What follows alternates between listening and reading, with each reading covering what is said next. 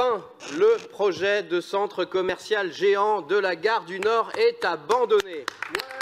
Après un doublement du budget, ce sont les banquiers qui ont porté l'estocade à un projet largement dénoncé par les associations de riverains et de voyageurs, ainsi que plusieurs groupes de notre majorité, avec parfois quelques éclipses. Attention, l'abandon du projet ne doit pas signifier l'abandon du quartier ni des usagers du quotidien. Et il est impératif de penser rapidement un nouveau projet. Je voulais rappeler les propositions que nous avons déjà posées dans le débat sur cette question-là.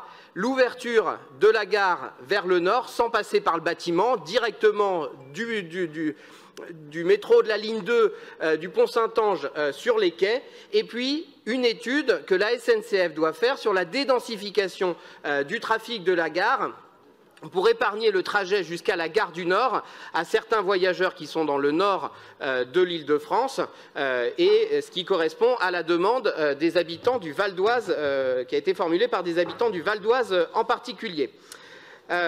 Notre demande, c'est que tout cela se passe dans un cadre qui soit largement partagé, largement discuté avec toutes les personnes qui vont être concernées par ce projet de réaménagement de la gare, et en particulier, évidemment, les personnes qui habitent à côté, mais aussi toutes les personnes qui utilisent chaque jour la gare et qui sont des habitants de l'Île-de-France et aussi des communes des Hauts-de-France. Et il faut que cette conférence de consensus, c'est ce que nous souhaitons que soit mise en place, puisse avoir une représentation de l'ensemble des usagers et des parties prenantes de cette gare. Il faut que les exigences méthodologiques soient fortes sur cette question-là. J'ai déjà eu l'occasion de parler cela cet après-midi à propos de la délibération sur la démocratie.